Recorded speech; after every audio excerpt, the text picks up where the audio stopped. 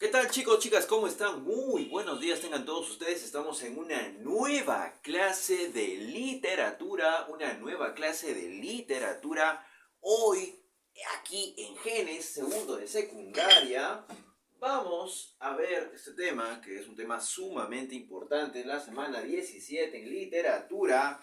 Un tema que continúa un poco este recuento que estamos haciendo de los grandes literatos italianos. Mira que hemos visto a Francesco Petrarca, hemos visto la biografía de este grandioso literato nacido en Arezzo, uno de los grandes literatos de la literatura italiana, del prerrenacimiento, autor del Cancionero. Hoy vamos a ver las obras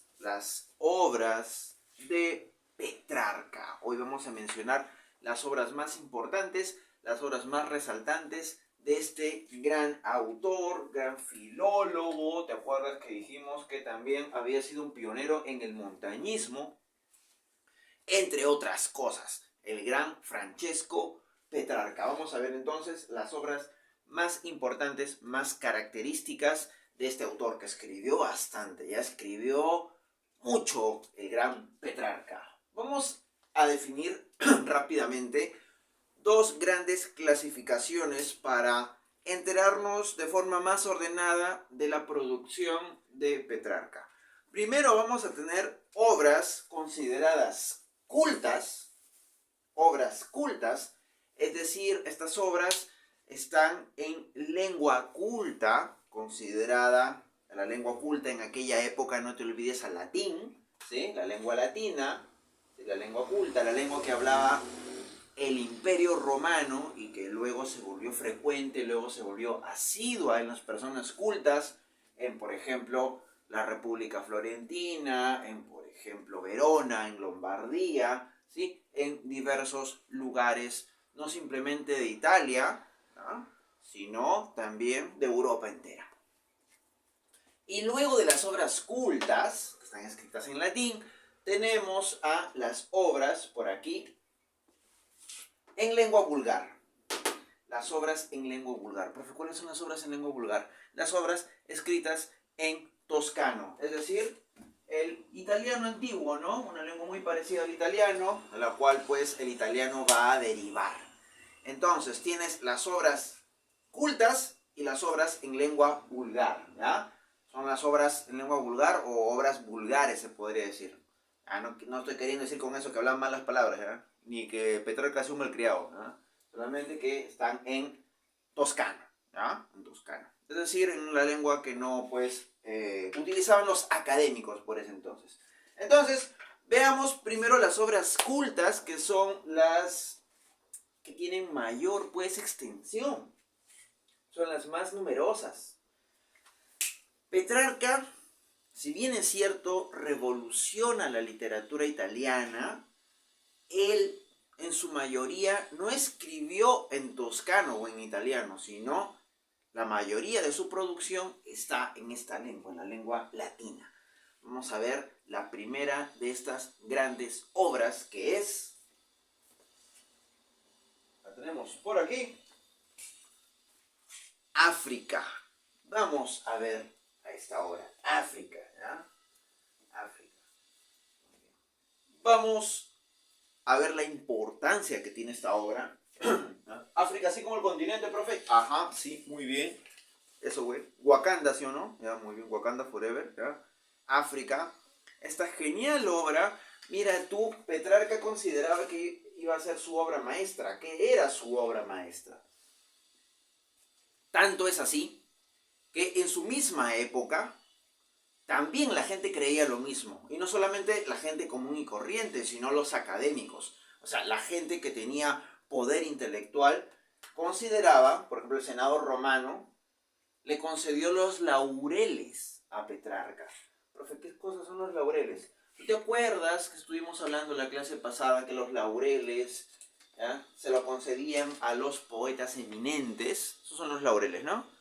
Muy bien, los laurelitos. Aquí tienes a Petrarca, ¿ya?, con la vestimenta de la época, y los laureles. Los laureles le daban, se los otorgaban a los grandes poetas, a los poetas eminentes y a los grandes deportistas también, vencedores en las Olimpiadas, ganadores pues olímpicos, ¿ya? Y a los poetas también. Es por eso que Petrarca aquí sale con los laureles. ¿Quiénes le conceden los laureles? El Senado romano, ¿ya? El Senado romano. ¿Ya? En aquella época no existía el Imperio Romano ya, sino había pues una república, ¿no? Se había fundado allí. ¿Ya? También estaba el Vaticano. ¿Ya? Entonces el Senado romano le concede los laureles. ¿Y de qué se trata África, profe? Ah, pues África va a ser un poema heroico, ¿sí? Un poema heroico. Es decir, es un poema épico, ¿no? Algo muy parecido. Está entre la epopeya y el poema épico, más o menos. ¿Ah? Pero está incompleto, no está terminado. Eso es importante, un dato importante. África no está terminado. Profe, ¿de qué va? ¿Que me va a hablar de un hipopótamo? ¿Es una vaina así a lo Madagascar? No. ¿Ah? África tiene ese título curioso, ¿no? Porque está ambientado en el continente africano, exactamente. ¿Ah? Que sí lo está, pero la cuestión va en otro sentido. ¿Por qué se llama África? África tiene como temática la Segunda Guerra Púnica. Ah, ya, profe, entendí. Si sabes de historia universal, sabrás a qué me estoy refiriendo. Pero si no, recordemos un poquito. La Segunda Guerra Púnica es una guerra que se va a librar entre Roma contra Cartago. ¿Sí? Es una guerra que definió básicamente el ascenso de Roma como una gran potencia en aquella época, venciendo a Cartago, que era su enemigo más encarnizado, su enemigo más avanzado en cuanto a inteligencia militar. ¿Ah? O sea, esa guerra fue una guerra recontra brava. ¿Ya? Los romanos eran bastantes, los cartagineses no eran muchos, pero le dieron batalla al Imperio Romano. ¿Ah? Cartago tenía a un bravo de bravos, un estratega llamado Aníbal Barca. ¿Ah? El famosísimo Aníbal Barca estuvo a punto de vencer a Roma y eso hubiera cambiado grandes cosas en la historia. Eso no fue así. Roma vence a Cartago, vence a Aníbal y ahí hay un gran estratega, es decir, un gran general, con gran inteligencia táctica, que fue Publio Cornelio Escipión. Publio Cornelio Escipión. ¿Para qué nombrecito, profe? Ya, muy bien. Tu amigo el buen Cornelio, el buen Escipión, era llamado, ¿cómo crees? El africano. ¿Por qué? Porque vence o venció en África, ¿no? En África a Aníbal. Porque Cartago queda en África, lo que hoy vendría a ser Túnez. ¿Sí? Lo que hoy vendría a ser Túnez. Entonces, la obra se trata de eso. Se trata de esa guerra, de esa victoria de los romanos sobre los cartagineses. ¿Ya? Entonces, tiene este aliento épico porque va a describir las batallas, va a describir pues algo que parecía imposible de hacerse, al final resultan triunfando los romanos. Muy bien, entonces eso es, acá tenemos un busto, este es un busto, ¿ah? Cuidado, te vas a asustar, ya, ese es un busto, ¿ya? Ese es el busto, ¿ya? De el gran, ¿quién crees? Publio Cornelio Escipión, ¿ya? Vencedor de la Segunda Guerra Púnica, llamado el africano, porque venció en África. Muy bien, pasemos entonces a otra obra escrita en latín, ¿sí? Esta obra fue escrita en hexámetros, ¿ya? La obra África fue escrita en hexámetros, ¿sí? Versos de 6 pies, ¿sí? Son 6 versos. Escrita en hexámetros, vamos a poner aquí. Hexámetros. Muy bien. Listo, perfecto. ¿Ah? Era una antigua medida griega. Una antigua medida griega. Por ejemplo, la Odisea, la Ilíada se escribieron en hexámetros también. Sigamos. Luego de África, ¿qué tenemos? Rápidamente, ¿qué tenemos? Tenemos por aquí otra obra importantísima. El Bucolicum Carmen. No tan conocida como África, pero el Bucólicum Carmen tiene ideas bastante interesantes y es una obra muy destacada. ¿Ah? África se había compuesto entre 1338 y 1339. El Bucólicum Carmen es una obra posterior, se escribió entre 1346 y 1347. Esta va a ser una obra donde el título te dice todo. Bucólicum Carmen. ¿Se entiende, sí o no? Profe, no sé latín, pues. Ah. Bucólicum quiere decir bucólico o pastoril. ¿Ya? Carmen, ¿qué cosa significa Carmen? Carmen es mi vecina, profe. Carmen es canto en latín. Es decir, la traducción sería canto bucólico o canto de pastores. He allí la temática de la obra, de eso se trata. ¿Sí? Está constituido por 12 églogas. Si tú te acuerdas primero de secundaria, por ahí en las clases de genes o en tu colegio, ¿ya? Recordarás que una égloga es un canto de pastores. Eso es una égloga. Hay varias églogas famosas en la literatura universal. Esta es una de ellas. Hay temas amorosos, que es propio en las églogas, pero también hay temas políticos, que eso lo hace bastante particular. Y temas morales también, propios en Petrarca. Y recuerda que Petrarca tenía una vida solitaria, una vida de reflexión intelectual, ¿ya? Que tenía un acercamiento grande a la religión católica. Entonces, el Bucólicum Carmen tiene esos temitas, pero sobre todo, tiene que ver con los pastores. Aquí, mira, aquí mi bro está con su oveja. La oveja está mirando a la nada, está mirando al vacío, igual que él. ¿Ya? Muy bien. Tu compañero en la clase. ¿Ah? Muy bien. Mirando las musarañas. El famosísimo Bucólicum Carmen. No te vayas a olvidar. Importantísima obra. ¿Ah? Importantísima obra. Hasta aquí hemos quedado que África es la obra principal, ¿no? Luego vas a ver que esas cositas pueden cambiar. Influencia del poeta Virgilio. Virgilio, que es el famosísimo autor de la Eneida. ¿Te acuerdas de Virgilio que... tu bro Virgilio que fue quien guía a Dante a través del infierno y el purgatorio, ¿sí o no? Ya, de este mismo Virgilio, que realmente existió, no es que simplemente fue un personaje de la Divina Comedia, de este Virgilio también Petrarca sentía una gran admiración. Pero no por su obra principal, la obra principal de Virgilio, que era la Eneida, sino porque Virgilio había hecho una obra que se llama Las Bucólicas, que era poesía de pastores. Y como Petrarca en esta obra, el Bucólicum Carmen, hace poesía de pastores, entonces Petrarca aprendió a hacer esta poesía de pastores, estas églogas, de las églogas que tenía Virgilio. Porque Virgilio había hecho esto muchísimo antes.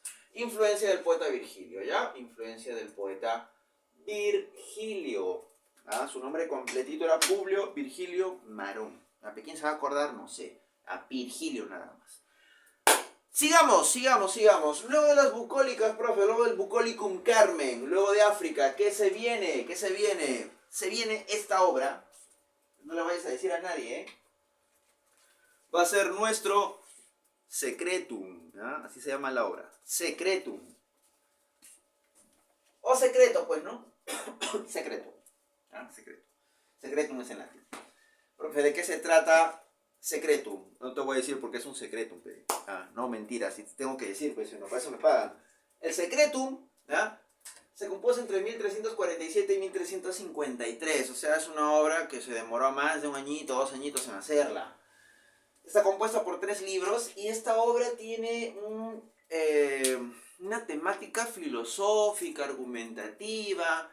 Está entre la literatura y pretender ser una obra filosófica, así como que hacerte reflexionar sobre las cosas, sobre la naturaleza, sobre la religión. ¿Ah?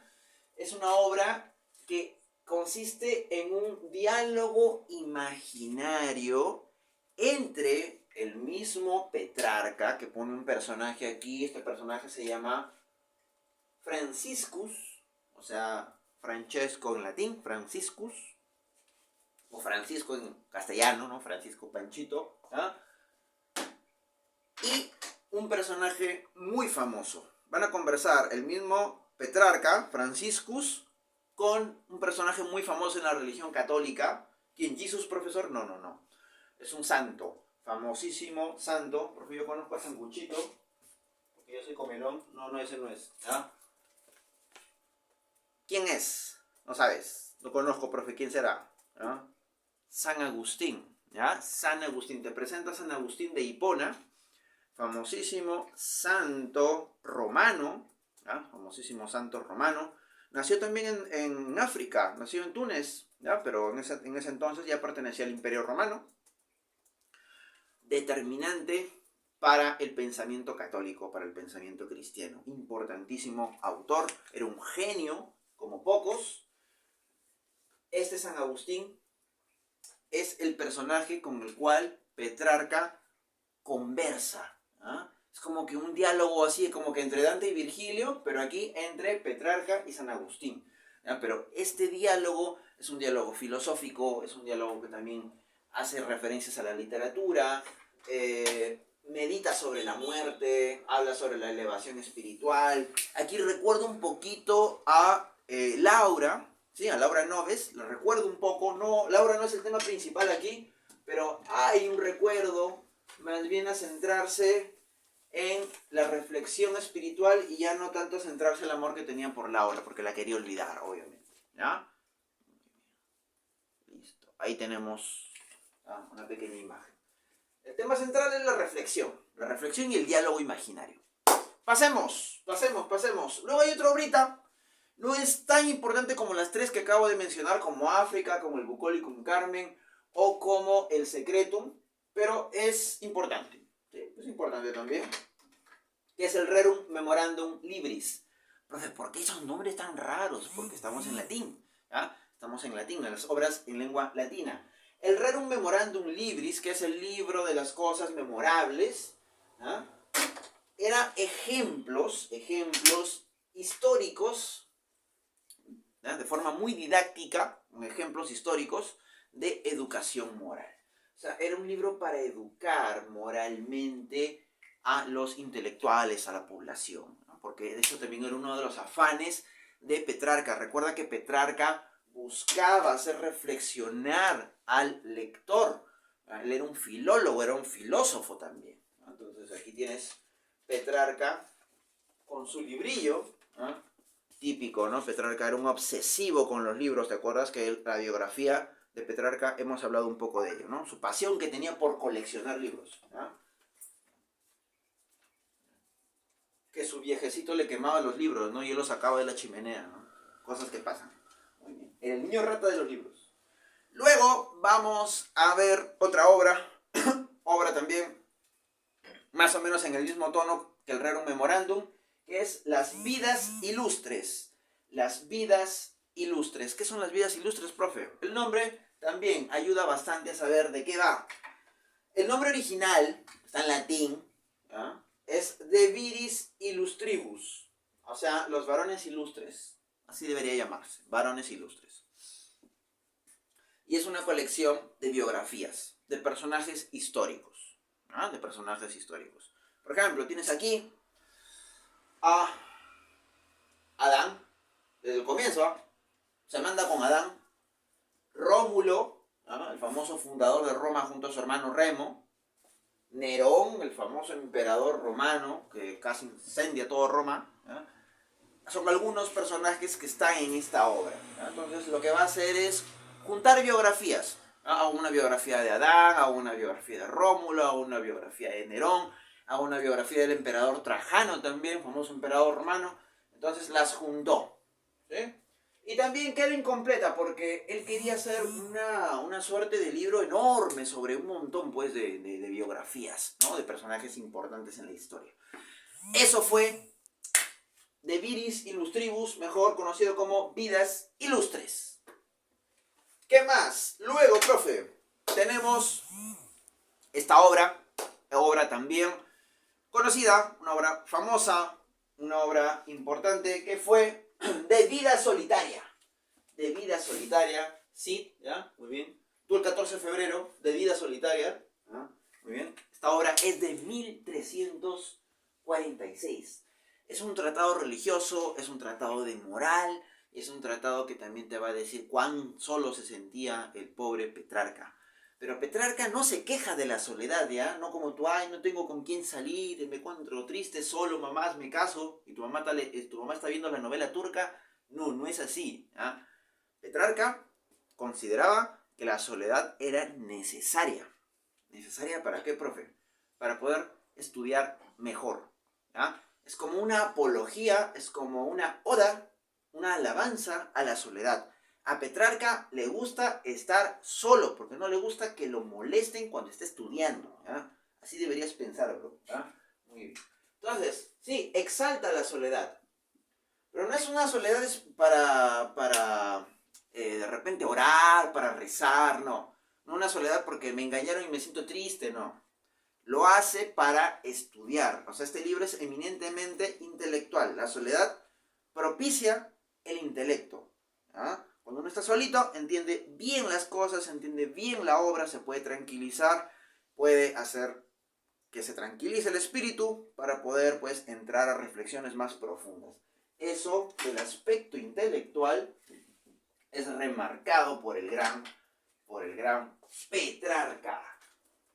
Eso también tiene que ver con la personalidad, ¿no? Por ejemplo, aquí está, ¿no? De vida solitaria. Petrarca era un tipo que leía mucho, excesivamente. Era un erudito, entonces se entiende también por qué pensaba de esa manera, ¿no? Es claro, es obvio. Muy bien. Otra obrita importante, las epístolas, que esta obra más bien son conjuntos de cartas. Una epístola, recuerda que es una carta. Epístola, no epistola, no, epístola, ¿sí? Epístola. Muy bien, las epístolas son las cartas, es una colección de cartas latinas, ¿ya? Recuerda latino de romano, ¿eh? Muy bien. No vas a pensar, profe, soy latino, soy de Puerto Rico, ¿no?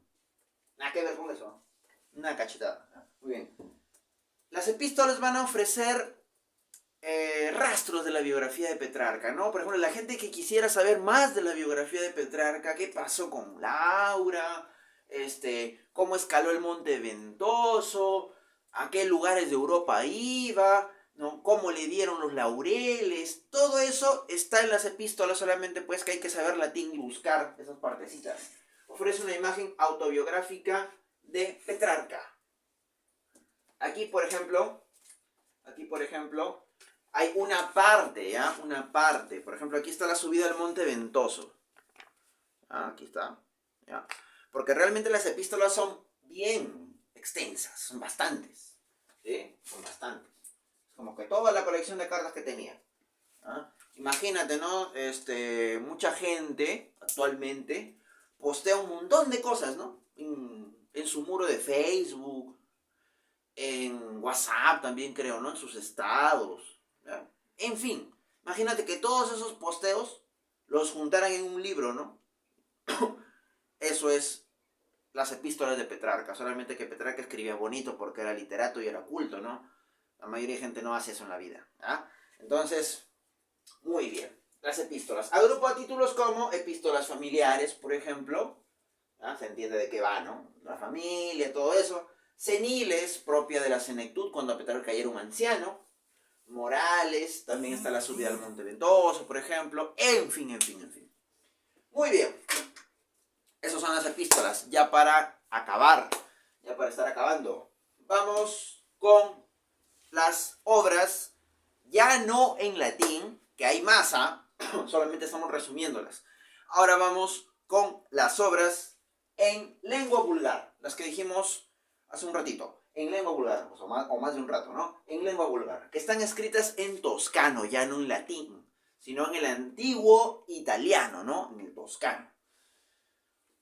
Vamos con dos obras importantísimas. La primera, ¿cuál es la primera? Il Canzioneri, ¿ya? O El Cancionero. El Cancionero, ¿ya? Aprendámoslo así, El Cancionero. El Cancionero, amigos y amigas, que lo tengo por acá. El Cancionero es la obra más famosa y más importante de Francesco Petrarca. Profe, pero usted me dijo que África, Petrarca la consideraba la más importante. Sí, Petrarca pero ya ha pasado muchísimo tiempo de que Petrarca se murió y ahora los críticos, la historia de la literatura, la mayoría considera que el Cancionero es inclusive más importante que África. ¿Por qué, profe? Ah, mira tú, de eso vamos a hablar la siguiente clase, ¿ya? De la importancia del Cancionero. Eso no quita que África es una obra muy bonita y genial. Sin embargo, ha influido más en la literatura el Cancionero que África tal vez, ¿sí? El Cancionero. ¿De qué va, profe? ¿Por qué es tan importante? Mira, esta obra El Cancionero es un conjunto de poemas. ¿Ah? Es un conjunto de poemas. Son 366 piezas poéticas. ¿Ah? 366 piezas poéticas. Aquí va a resaltar la estructura del soneto, ¿sí? Pero también hay otro tipo de estructuras, como por ejemplo la canción. ¿Ah? Vamos a ver de eso la próxima clase. ¿Ya? Vamos a explicarlo mucho mejor. El Cancionero, que está dividido, por cierto, en dos partes. ¿Ya? Y estas dos partes se van a dividir de acuerdo a quién está dedicada esta obra. ¿A quién crees que está dedicada esta obra? ¿Quién? No sé, profe, ¿quién puede ser? ¿Quién crees? La musa de Petrarca, la musa de Petrarca. La musa de Petrarca, Laura Noves. A ella está dedicada esta obra. ¿Ya? A ella está dedicada esta obra. Y se va a dividir en dos partes. Rimas, o sea, poemas, en vida de Laura, o sea, dedicados para Laura en vida, rimas en vida de Laura, y también las rimas dedicadas tristemente, quizás, en la muerte de Laura. ¿Ya? O sea, poemas para recordarla en vida y poemas que hablan sobre la muerte de Laura. Porque Laura muere en una de estas epidemias, pandemias mejor dicho, ¿ya? de la peste negra. ¿Has escuchado la peste negra, sí o no? Petrarca vivió en esta época, ¿ya? Y Laura muere a causa de la peste negra.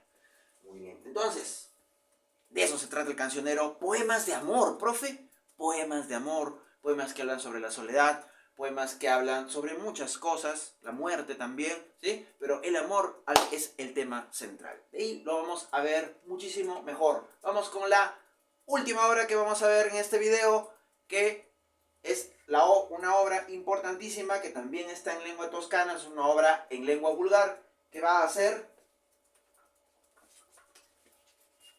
Los Triunfos. Los Triunfos. ¿Ya? Vamos a ver Los Triunfos. Rápidamente, ya sin más que decir, Los Triunfos es una obra que fue escrita aproximadamente en 1352. 1352. Va a estar escrita por influencia de la Divina Comedia, ¿ya? Petrarca admiraba mucho la Divina Comedia, como cualquier persona inteligente de su época, ¿sí? Admiraba muchísimo a Dante y quiso hacer una obra inspirada un poco en Dante Alighieri, en la Divina Comedia, y esta obra fue Los Triunfos, ¿ya? Es una obra no muy fácil de conseguir, la verdad, ¿ya? Y esta obra que son Los Triunfos, son poemas inspirados en diversos símbolos, con un lenguaje alegórico. ¿Te acuerdas que hablamos de los símbolos en la Divina Comedia? El león, la soberbia, la pantera, la lujuria, Virgilio, la razón, ¿no? Ya, ese lenguaje simbólico también está aquí en Los Triunfos. Y está dividido en 6 partes, o sea, en 6 triunfos. El amor, la muerte, la fama, ¿ya? Son algunos de los símbolos que están utilizados aquí en Los Triunfos. ¿Ya? Muy bien, chicos, eso ha sido todo por hoy. Espero que te haya gustado la clase. Hoy hemos hablado de las obras de Petrarca, obras como África, como el Bucólico Carmen, de Vida Solitaria, en fin, Los Triunfos, el Cancionero. Espero que te haya gustado la clase. Cuídate mucho, ya nos estamos viendo. ¡Chao! ¡Nos vemos!